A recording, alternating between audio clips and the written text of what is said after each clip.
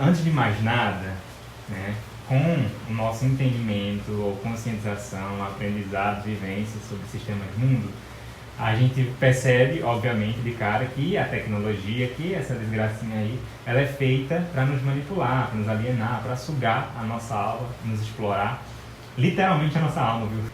E então, é muito ambíguo esse espaço de comunicação social, virtual, nesse quesito de, poxa, será que faz sentido eu gravar, falar alguma coisa aqui e tal, para um algoritmo que é embranquecido, que é favorável à colonialidade, favorável à influência padrão, que é favorável a esse tipo de receitinha pronta, de autoajuda fast food, né? Então, faz algum sentido eu falar sobre alguma coisa nessa rede?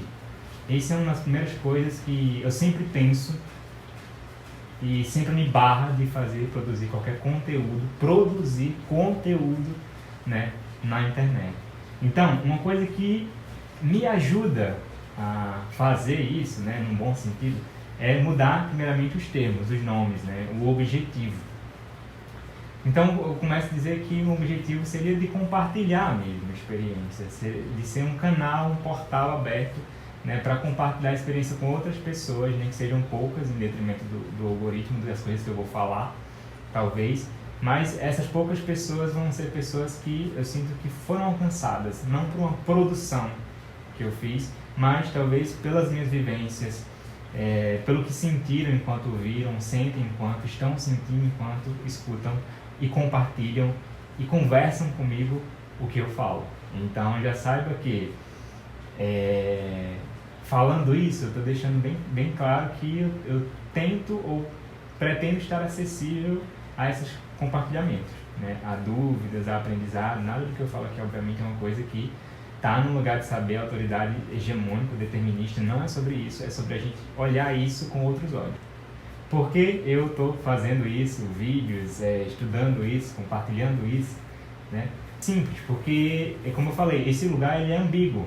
Ao mesmo tempo que é um lugar que ele tende a nos mover para correntes, favorecimentos coloniais, né, alienativos, ele também é um lugar em que a gente pode gritar, e muitas vezes esse grito é ouvido por algumas pessoas, por alguns espaços, por alguns grupos, por algumas associações, né, que favorecem liberdade e autonomia, não só o oposto.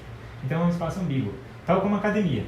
A academia é um espaço completamente elitizado, feito para o favorecimento também da elite, mas ele é ambíguo, né? Através de um ou outro programa social, você consegue, de um lugar muito inóspito, né, alcançar outras visões de mundo, né? Obviamente, que correm risco também de serem apagadas enquanto você está lá. Então, isso é que é ser ambíguo. E é isso que eu estou tentando fazer aqui, né? Então, se essa colonialidade, no geral, em todas as dimensões que a gente vive, que eu vou explicar mais pra frente o que seria, o que eu entendo, de onde que eu trouxe o meu entendimento sobre isso também, ela é um império da modernidade atual. A modernidade é a execução desse império, dessa dominância, né? E esse império também existe nessa dimensão virtual, que a gente seja pelo menos hacker desse império aí. Que a minha tentativa, a nossa tentativa seja de hackear esse império aí, de alguma maneira. Então, esses são meus humildes objetivos, são um pouco do que eu acho que justifica, se é que é justificável, além do fato que o pessoal está querendo fazer o que eu estou fazendo agora. Quem fala aqui, acho que nos pede convidados, né, para entender um pouco melhor isso, que já tentaram explicar, né, essas questões, né. Quando eu penso quem está falando aqui, né, eu enquanto Felipe, eu penso primeiro um Felipe, antes de qualquer outro adjetivo, né. Isso é uma coisa importante de se colocar, porque quando eu estou falando Felipe, eu estou falando do meu ser Felipe, do meu tornando-se Felipe cada vez mais, aprendendo, né, introjetando conhecimento, sei lá, vivências, se integrando com o mundo. E uma dessas integrações também foi o conhecimento, né, psicológico tradicional europeu, assim como os outros conhecimentos da minha vida inteira, de vivência que eu tive. Então eu só fui psicólogo, me tornei psicólogo desde 2021 até então. né? Eu queria fazer essa diferenciação porque é justamente o lugar onde eu quero chegar. Lugar de fala versus um lugar de autoridade. Eu estou tentando trazer para vocês que esse é o meu lugar de fala, né? E esse lugar de fala é de uma pessoa que vem do interior, da zona rural, do sertão de uma cidade chamada Cachoeira dos Índios. É o lugar onde eu me criei, né, e vivo. Minha família, minha ancestralidade, todas as minhas vivências e memórias mais marcantes, bioma que me fez quem sou, estão lá. Então, esse é um lugar de fala do Felipe, né? Então, o lugar de fala, e aí convidando aqui a Djamila Ribeiro, que já escreveu sobre isso muito bem, com uma galera, inclusive, ela faz algumas distinções muito importantes, né, sobre lugar de fala e lugar de autoridade. Quem fala aqui é Felipe, eu me considero uma pessoa de remanescências indígenas, africana e europeia, né, como boa parte dos brasileiros. Nasci e me criei em Cachoeira dos Índios, na zona rural, né, no sítio, e minhas vivências são desse lugar, é desse lugar que eu aprendi a falar. E eu vou dizer falar, mas aprendi a me integrar, me manifestar, me comunicar, né, porque lá a gente não fala só com a boca, né, lá a gente conversa com outras partes do corpo também. Bem, essa série de temas eu acho que é um resultado muito, além de vivencial, mais profissional também, e crítico, sobretudo. É um manifesto crítico do que eu tenho aprendido, entendido, e gostaria de aprender mais enquanto compartilho, sobre essas questões que dizem respeito a relações étnico-raciais no Brasil e especificamente do lugar de onde eu estou falando e de onde eu vim, né? Por isso que eu estou tentando falar sobre essa série de temas. E porque me incomoda muito. Porque enquanto a pessoa do lugar que eu falo, que eu vim, eu não consigo existir, eu não consigo ser visto, existido, sei lá, se eu puder falar assim, sem demarcar, sem constar esse meu lugar de fala, né? Porque se isso não acontece, eu sou universalizado. Eu sou entendido como um ser humano qualquer, e aí as minhas peculiaridades, e aí as minhas, mesmo cômodos próprios, as minhas potências próprias, elas não são vistas, não são ouvidas e não são... elas não florescem, né, digamos assim. Então é por isso que eu estou querendo falar sobre isso, e eu sei que tem um monte de gente que também pode estar querendo. Eu não lembro o ano que a Djamila escreveu isso, eu só sei que ela tenta trazer pra gente a ideia de que é muito importante a gente conceituar isso, né, do lugar de fala, do lugar de autoridade, porque a autoridade na sociedade que a gente vive hoje, na colonialidade, que é sinônimo de modernidade, atualmente, contemporaneidade, ela se baseia, né, seus direcionamentos se baseiam em quem é a autoridade. E a autoridade na sociedade colonial é do colono que a colonizou, é do grupo eurocêntrico, é da cultura europeia, eurocêntrica e mais tarde, né, na neocolonização também norte-americana hoje em dia, né? Então, essa é a autoridade no mundo que a gente vive hoje, né? Eurocentrismo, norte-americanos, norte global, branquitude. Então, isso é hegemônico para o mundo hoje.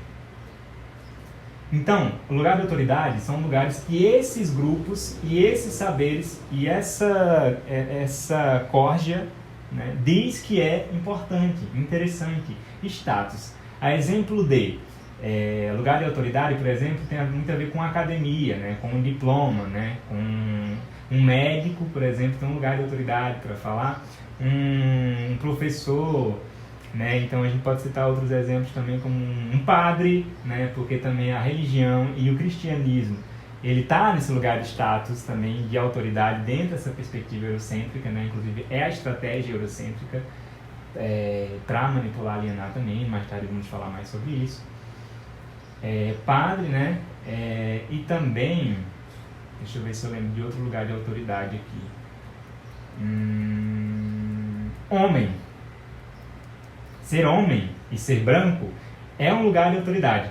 Logo, se essas são as autoridades que a gente entende, né, entre aspas, que o mundo colonizado passa a entender que é importante, qualquer pessoa nesse lugar pode desmentir qualquer outra pessoa, pode desvalidar, deslegitimar qualquer outra pessoa que não esteja mais próxima desses moldes de autoridade, nessa visão.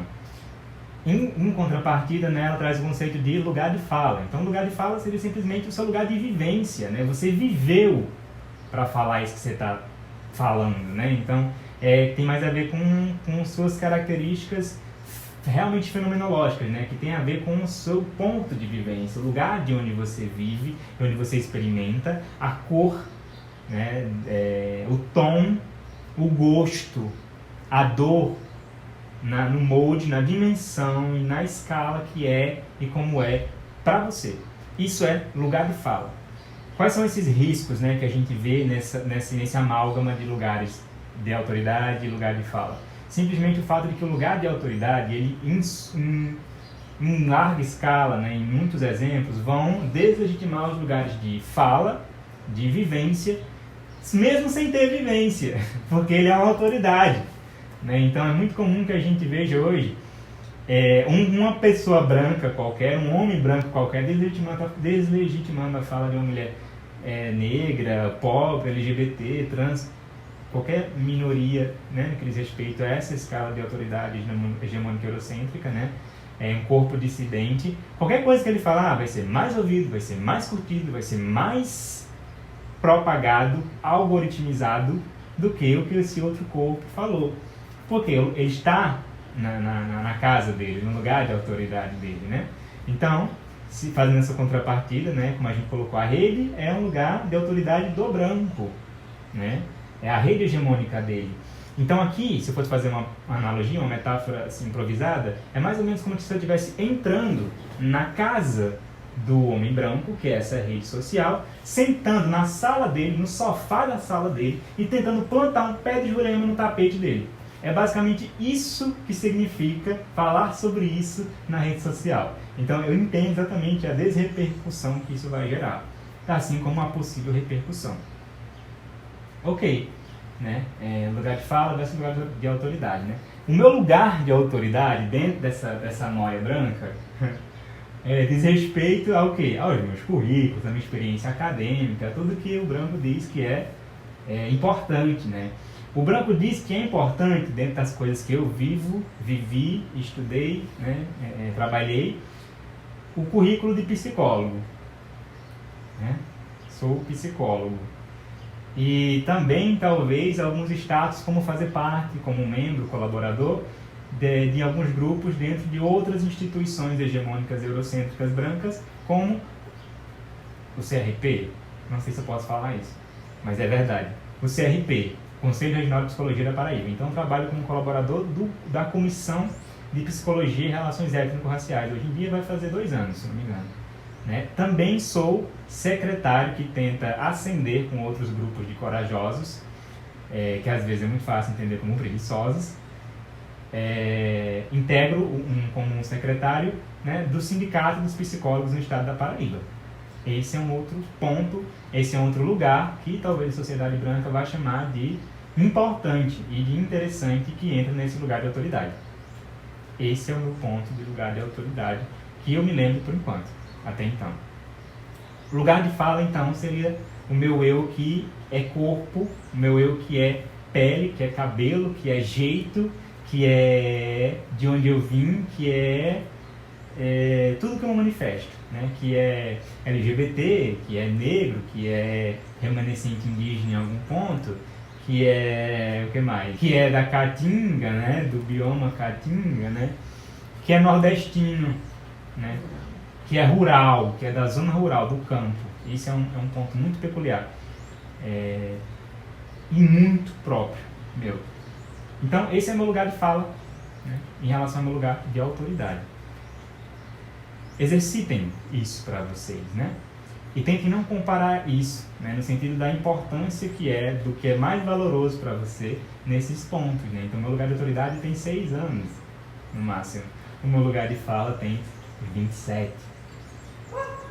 Então, Você está querendo me dizer que quem tem um lugar de autoridade acaba, consequentemente, ou pode, no sentido de poder, silenciar quem tem lugar de vivência e de experiência? Não pode, como faz, né? Foi programado, foi estruturado para que isso acontecesse, né? Começar por vários pontos, né? Eu posso olhar para qualquer lugar e dizer onde isso acontece, na sociedade que a gente vive hoje, né? Talvez até em qualquer lugar do mundo se pague exemplos, né? Exemplos básicos, né? Exemplo, o bolsonarismo. Próximo. Por que todo mundo, a maioria votou no Bolsonaro, elegeu o Bolsonaro, elegeu o cara que, tem umas ideias muito nada a ver, muito violentas, muito retrógradas, tal, simplesmente pelo fato da identificação narcísica com a branquitude e com esse projeto colonial da linguagem ser hegemonicamente a violência, a destruição de povos, a dominância sobre outros corpos, sobre a exploração de outras pessoas. Então isso já é entendido para essa corja toda, né? Quem votou nisso achou que ia se beneficiar também disso, de uma certa forma. Então, esse é um bom exemplo, talvez, do lugar de autoridade. Essa galera tem um lugar de autoridade porque essa galera faz parte de grupos fenotípicos, característicos mais próximos desse ideal de eu hegemônico, branco, eurocêntrico, desse poder, desse ser, né? Desse saber também. Então, acho que esse é um exemplo. Em contrapartida, todos os lugares de vivências, né, de fala de vivências do resto do Brasil, foram não ouvidos. Foram não ouvidos, não são ouvidos até hoje, né, tentam ser ouvidos com muita luta, com muita morte, com muito sangue.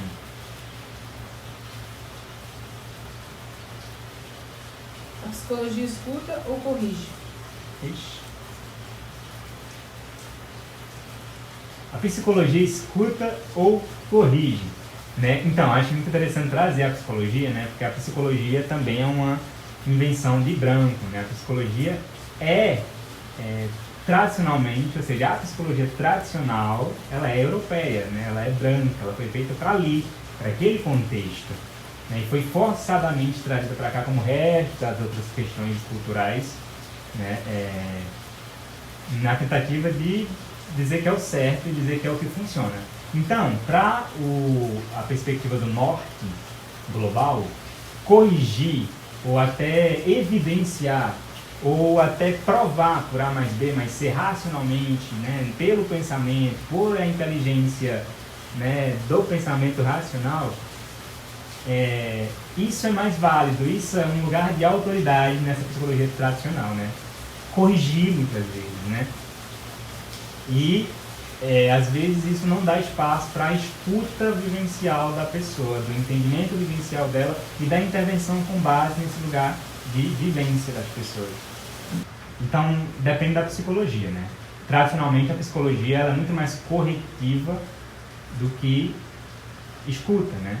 A gente vai ter alguns movimentos que na própria Europa, né, como o humanismo, né, que vai tentar falar sobre abordagens, formas de lidar, de pensar o ser humano mais humanas, né, que tem a ver com uma escuta maior, com uma patologização menor, com um enquadramento menor, né, em normas, em padrões, né, e sim entendendo como forma de se expressar o ser humano, né. Então isso já vai acontecendo na própria Europa, né, digamos assim.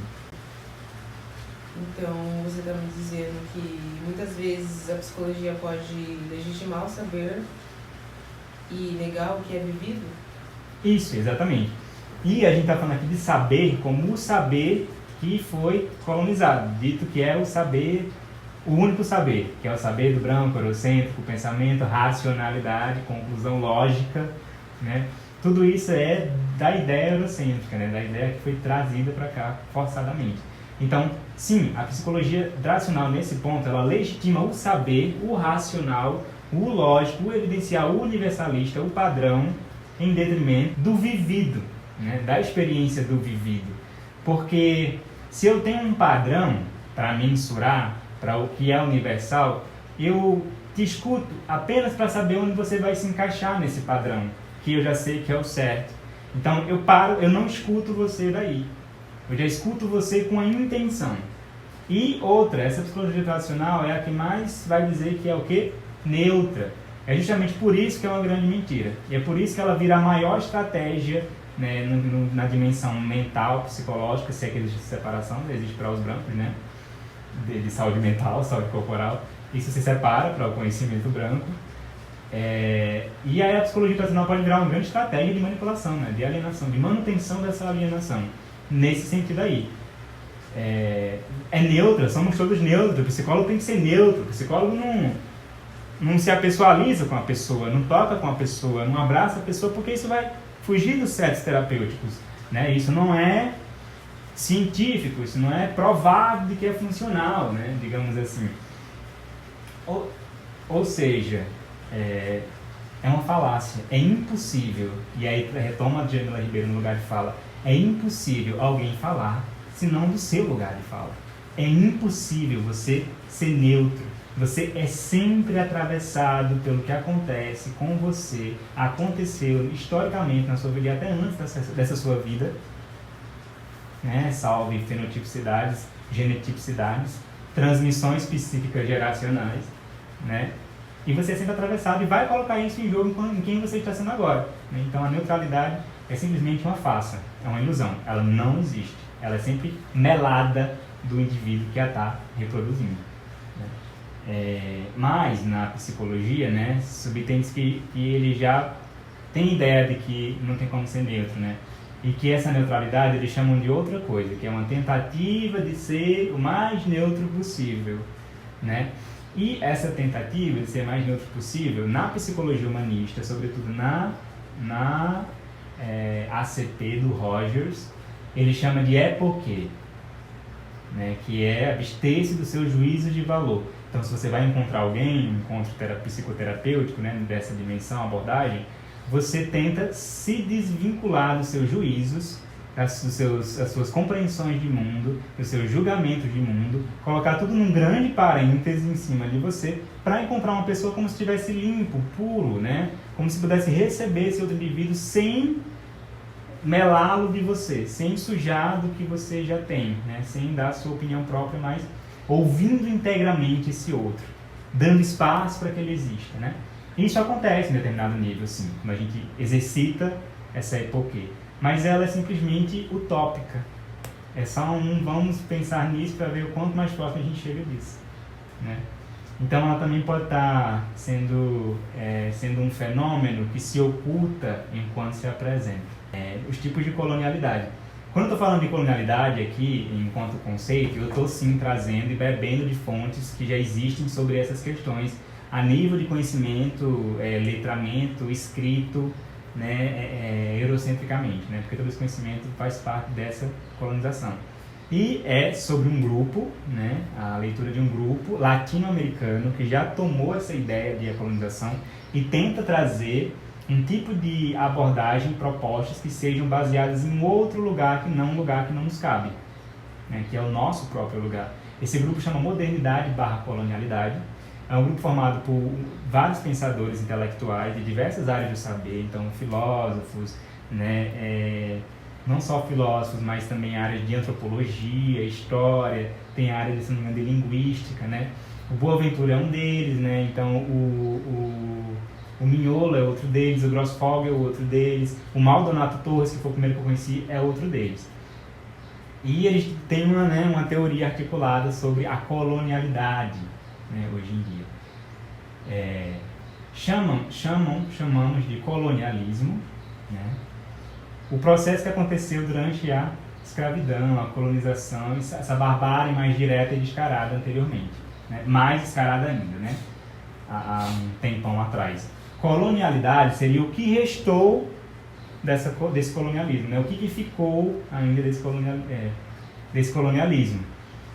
E essa colonialidade simplesmente é a modernidade, né? A modernidade é a colonialidade, eles são sinônimos, né? Então, por isso que eles falam sobre modernidade/colonialidade, né? E aí a resposta que eles encontram para todo esse processo massivo de dominância e violência na gente é decolonialidade. É pensar a decolonialidade, como ser cada vez mais decolonial e como isso influencia na nossa cura, na nossa saúde, no nosso jeito de ser mais livre, né, digamos assim. Bem, esse pensamento vai ter um estopim, né, a partir da perspectiva de pensar o norte como essa hegemonia, né? Então, com a dominação europeia e depois estadunidense, norte-americana, e aqui eu trago só norte global mesmo, né, do norte global para o resto do mundo, eles começaram a enfiar o norte, o em cima, tudo que foi conhecimento norte global, em todos os lugares como sendo o hegemônico, o certo, o correto, o melhor, o que dá certo, né? Penso, logo existo, é a teoria do Descartes, né? O plano cartesiano, a ideia cartesiana, de que se eu penso, eu existo. Então, estou colocando toda a importância do saber, do ser e do poder no pensar racional. Se eu penso, logo existo. Logo, se eu não penso, eu não existo, né? Então, eles vão usar isso, né, para dizer que os outros indivíduos no resto do mundo, sobretudo no sul global, onde eles colonizam, não pensam, né? Eles não falam como a gente, eles não cultuam como a gente, então eles não existem. Logo, a gente pode dominar, explorar, né? Gente, isso tudo não é como se eles tivessem, tipo, nossa, só estranhado isso, não. Isso realmente foi proporcional, intencional. Eles já sabiam disso, eles usaram essa falácia para dominar os lugares, entendeu? Foram estratégicos, é por isso que é estrutural. Foi estruturado, foi pensado tudo isso, para que existisse e doesse e ressoasse geracionalmente. Essa hegemonia, né? Beleza. E aí a gente tem umas dimensões de divisão nessa colonialidade que a gente faz para entender, óbvio, a colonialidade ela não se divide na nossa vida prática, né? Mas a gente divide aqui como conceito para entender. E esse grupo vai trazer como sendo colonialidade do saber, colonialidade do poder e colonialidade do ser. Dimensões em que a colonialidade ela se manifesta na nossa vida hoje. Em colonialidade do saber, eu estou trazendo para cá a ideia de o que é verdade para nós, para o mundo, para a sociedade. Então, a colonização trouxe de que a ideia de verdade é a ideia do que o branco acha que é verdade, que é o pensamento, que é os filósofos gregos, né? A filosofia inicia-se na Grécia, se você vai pesquisar. Como assim? Filosofia é o nome que você deu, né? Filósofos gregos são os que tiveram lá, né? E os que tiveram no resto do mundo, que vocês roubaram e transformaram nisso. Enfim, esse é um exemplo de colonialidade do saber. A linguagem é outra, né? Então, eu forçar pessoas originárias, indígenas e africanas a falar minha língua é um movimento tão violento nesse quesito do saber, porque isso já faz com que a pessoa não consiga passar o conhecimento dela adiante, principalmente entendendo que essas pessoas que foram colonizadas, né, elas são, genericamente, sua grande maioria, conhecimentos que são passados pela oralidade, né? Então, a primeira estratégia é mudar a língua, para que isso não seja passado, né? Não tenha chance de resistir. E linguagem, né, é uma delas. A exemplo dos jesuítas, né, quando catequizam os índios, né, os indígenas, né, e eles só aprendem a língua do indígena, aprenderam a linguagem dos indígenas para poder ensinar o catolicismo para eles, o cristianismo para eles, né. E esse cristianismo é exatamente essa estratégia que atravessa todas essas dimensões de colonialidade e que foi a coisa mais funcional para que a colonização e a colonialidade de hoje acontecesse. Tá? Mas ainda falta um ponto, que é a colonialidade do poder, que simplesmente os lugares de poder que já existem hoje, e aí eu converso com o lugar de autoridade, né? Isso tem a ver com o poder.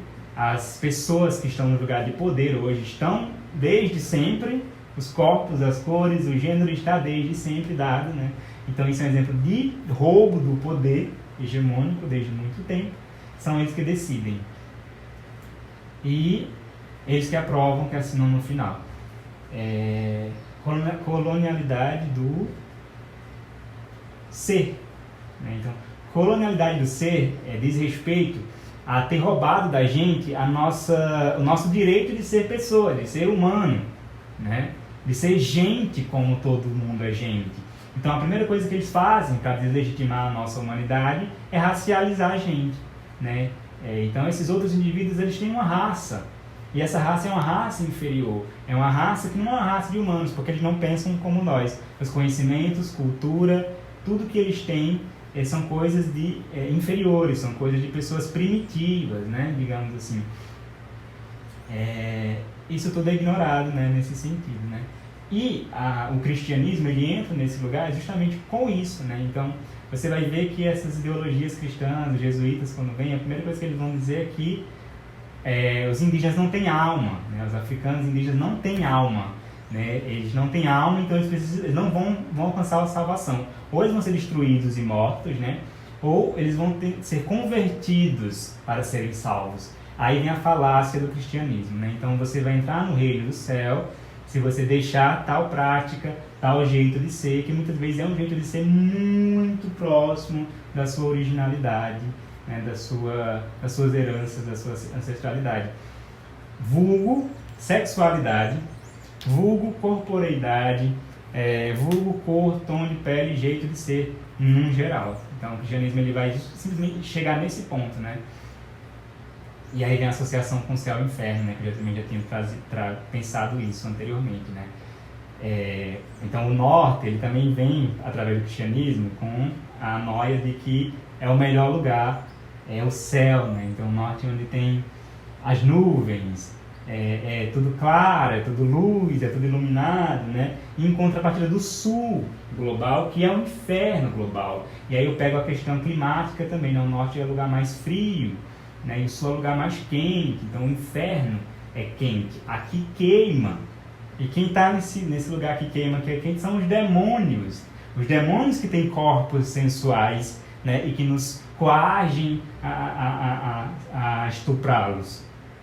Então essa vai ser a lógica que eles vão utilizar para chamar a gente de demônios, dizer que a gente não tem alma, e explorar a gente, estuprar a gente, roubar a gente, aniquilar, dizimar a gente daqui do sul. E isso está escrito, isso é o código Morse, né, colonial nas 3 dimensões que o cristianismo carrega, né?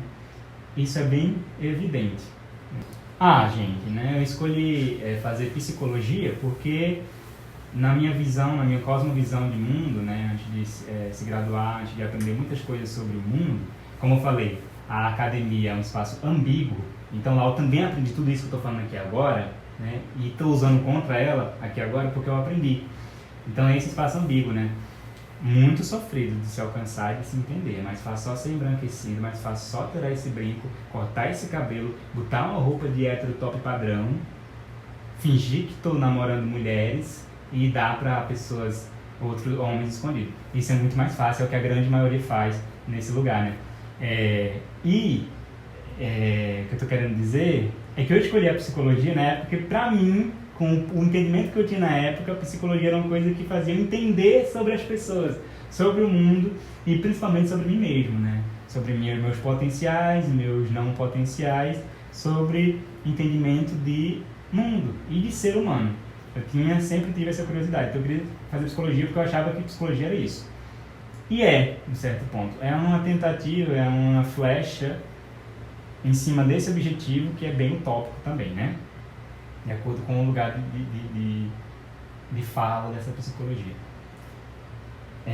E a fenomenologia especificamente, porque como eu falei, a psicologia tradicional, ela é justamente uma engrenagem também do sistema colonial, colonizador, alienativo, né? Se for tradicional, né? Então, a fenomenologia, nas abordagens que eu encontrei de psicologia, principalmente em contraparte das comportamentais, que é as que eu senti que são muito mais normativas e escutam um pouco menos esse vivido, né? Esse lugar de fala das pessoas mais específico. A fenomenologia está dentro de uma corrente, uma contracorrente, né, que chama humanismo, que é uma contracorrente às teorias anteriores, algumas psicanalíticas e comportamentais, que tenta trazer para elas, dizendo assim, não, vocês não estão sendo muito humanos não, né? Como assim, né? Então a psicologia comportamental ela surgiu num contexto de que vamos ensinar as crianças a comer verdura, então vamos treinar para comer verdura, reforço positivo, reforço negativo, igual faz com os ratinhos, né? Disciplina, disciplina, disciplina, disciplina, disciplina. É interessante até um certo ponto isso, né? Mas isso é muito perigoso também. Muito, muito técnico, muito normativo, muito padronizante, muito hegemonizante. E a gente não é assim na nossa vida real. Ninguém é assim.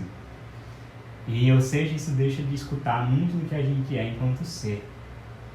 Essa psicologia tradicional pode ser uma, como eu falei, ferramenta que continuam colonizando os seres.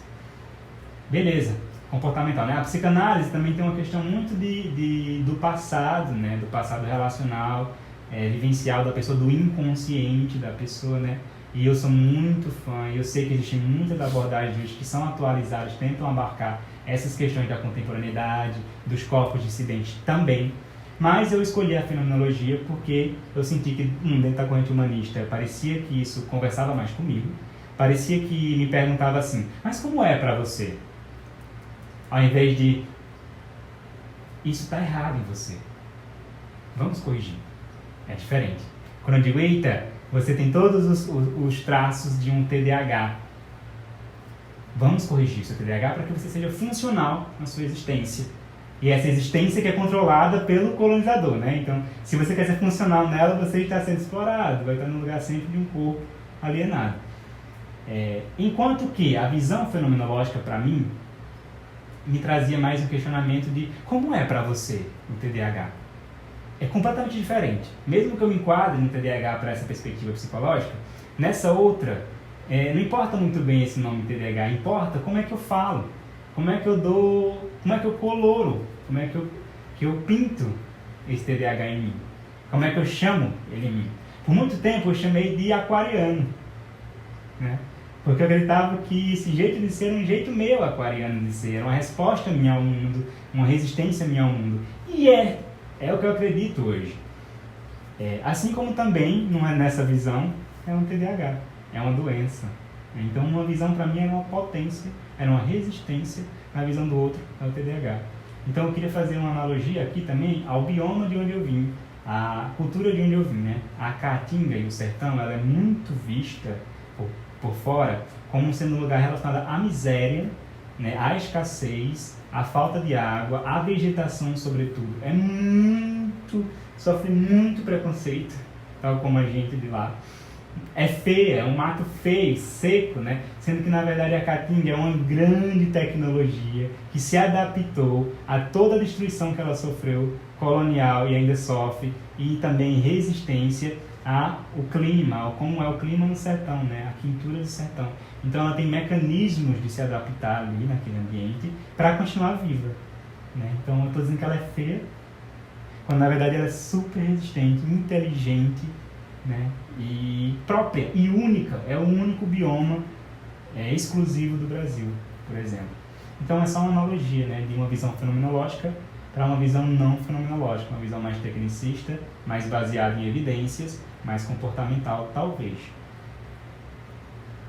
Por isso que eu escolhi a fenomenologia, né? E como a fenomenologia é também uma teoria eurocêntrica, né, alemã, sobretudo, eu precisava decolonizá-la, né? Então ela por base já parece uma teoria de que pensa na questão do vivido, né? No fenômeno que se apresenta como ele está originalmente, como ele é originalmente. Sobretudo no fenômeno que se apresenta enquanto se oculta também. Então isso é muito interessante quando a gente pensa para cá, nas epistemologias do Sul, nos conhecimentos a partir do Sul. Pensar fenomenologicamente nesses estudos de raças e etnia é exatamente ouvir essas pessoas na mais originalidade delas. E é isso que cura a nossa perspectiva. Um profundo e gradual aprofundamento da maneira mais própria de ser da gente no mundo. Então, para mim, isso parecia que estava num caminho legal. Tinha que ser decolonial, porque eu não posso pensar como Heidegger pensa. O Heidegger não é daqui. Não posso pensar como o Merleau-Ponty pensa. Não posso pensar como Sartre pensa, né? Porque eles são de outros lugares, têm outras realidades, outros lugares de fala, apesar de estarem falando em uma coisa, de um método similar. Então eu tinha que decolonizar, pensar a partir daqui, do Brasil, de América Latina, Abya-Yala, de Pindorama, de Paraíba, de Sertão, de Zona Rural, de Filipe. Então, por isso que eu escolhi a fenomenologia, porque ela é uma expressão um método que faz com que eu me expresse da maneira mais própria que eu me sinto. Que a fenomenologia me machuca, né? A psicologia geral me machuca, mas ela semeia, cura, né? Nesses pontos que eu estou dizendo, na fenodecolonial, nesses lugares, e me dá algumas possíveis rotas de fuga. Então, é justamente isso que eu quis dizer, né? A fenomenologia, mesmo sendo europeia, eu a usá-la aqui, a partir daqui. Eu tento fazer o movimento de antropofagizar, aqui trazendo o Oswald de Andrade com antropofagia cultural, que é simplesmente comer, mastigar essa teoria que me enfiaram forçadamente e transformar ela em um aparato, em um aparelho que funcione para mim daqui. Né? Então é isso que eu tento fazer. Por que eu não invento uma coisa nova a partir de onde você vive? Porque se eu inventar essa coisa nova não vai passar nem no Instagram. Tem de ir lá nos anais e periódicos acadêmicos, né? Então é uma estratégia também, né? Usar o que me usa. Tal como, por exemplo, a vida do sertanejo, né? O sertanejo, ele antropofagizou toda a desgraça, assim como o Brasil também, toda a desgraça que sofreu da colonialização. Aqui eu estou falando especialmente do Nordeste. O Nordeste foi onde teve esse maior impacto de violência com a colonização. Então a gente antropofagizou as culturas que forçaram a gente a ter aqui, como por exemplo a ideia de criação de gado, de boi, que foi trago com a colonialidade, né? Não existiam esses animais aqui. Então aí surgiu uma mistura, a gente teve que se adaptar para sobreviver ali, se misturar entre brancos, pretos e indígenas, né? Ali, inclusive o Nordeste, sobretudo o sertão, o interior é o lugar onde mais possuem comunidades quilombolas aqui, né? Que foram arranjos formados entre pessoas pretas e indígenas, né? Sobre esse domínio europeu também, né, hegemônico, e havendo essas misturas, essa miscigenação forçada, a gente deu origem, talvez, ao que a gente conhece hoje como o sertanejo, né, a figura do sertanejo, que é esse miscigenado, que é essa adaptação para sobreviver com toda a violência que ele teve. Né? Então, eu também chamo isso de antropofagia cultural, de certa forma, porque é uma etnogênese. É uma gênese de um tipo de identidade sociocultural que surgiu com toda aquela desgraça, né? E que tenta resistir na religião, na Umbanda, na Jurema, né? Na cultura, em tudo, né? Então a gente comeu, né, as coisas cristãs que vieram e transformou em uma coisa da gente, junto com as de África, junto com os indígenas. Um exemplo disso, e acho que um exemplo em que quando isso pode ser um pouco negativo, é justamente o exemplo atual, né, do São João, das festas juninas, né? Então, quando a gente para pensar o São João, as festas juninas, a primeira coisa que eu tento criticar é justamente o nome. Na verdade, veio de forma crítica. É o nome São João. De onde é que veio o nome São João? Se no Brasil não existia santos nem cristianismo, né? Obviamente veio da Europa. A Europa comemora essa época do ano, no norte global, em relação ao solstício de verão que acontece lá. Então, também tem algumas práticas similares, coincidentemente, fogueira, a dança que, se não me engano, eles chamam quadrilha, lá também acontece. Não exatamente coincidentemente, né, porque são épocas do mundo. A gente gira em torno do Sol, isso, a Terra toda, então... Essa época que é o solstício acontece para todo o mundo. Então, todas as culturas, de uma certa maneira, reagem a esse movimento cíclico, né, digamos assim. E a Europa reage com essas comemorações, né? Obviamente eram festas pagãs, né? Mas depois que o cristianismo hegemonizou-se, foi intitulado como São João Batista, e que ele nascia 24, tem toda uma história, né?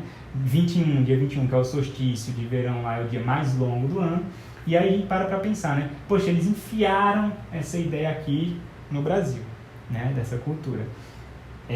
Aqui no Brasil, eu vou pegar o sertão, que é onde eu tenho o lugar de fala, a gente comemorava, talvez enquanto indígenas, o ciclo, né, da terra, né? O solstício de verão lá em junho é o de inverno aqui.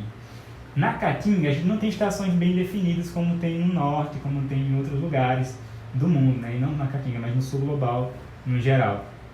Na Caatinga especificamente a gente tem uma época de seca e uma época de chuva. Então a época de chuva ela coincide com essa época do solstício de inverno, né?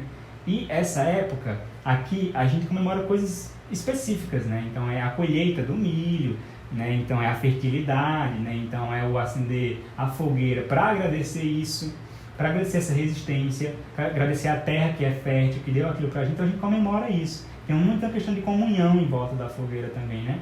Então esse sincretismo que a gente fez, essa forçada cultura norte global, eurocêntrica, que pensa São João como santo que veio para cá, a gente simplesmente comeu e sincretizou tentando fazer tudo isso resistir de uma certa maneira, né? Mas existem diferenças, e a maior diferença disso é justamente que essa forçada intromissão de outra cultura na nossa fez com que a gente parasse de se guiar e de entender os nossos ciclos com o tempo daqui. Então, essa colonização também foi uma colonização do tempo. A gente percebe isso no São João, nas festas juninas, justamente por quê? Porque a gente está comemorando a mesma coisa, com os mesmos nomes, uma coisa que acontece em lugares completamente diferentes do mundo. Então, aqui tem a ver com a nossa relação com a Terra. A Terra que diz pra gente o tempo, os animais que falam sobre o tempo pra gente, o tempo da colheita, da agricultura. Então, a gente age com base nesse tempo. Logo, a gente respeita esse tempo de uma forma como se eles fossem nossos parentes. A terra, a natureza, são nossos parentes, aqui nas perspectivas epistemológicas do Sul, sobretudo indígenas. E quando a gente absorve forçadamente essa outra cultura, a gente perdeu essa noção de tempo. A gente está indo conforme o tempo do norte global.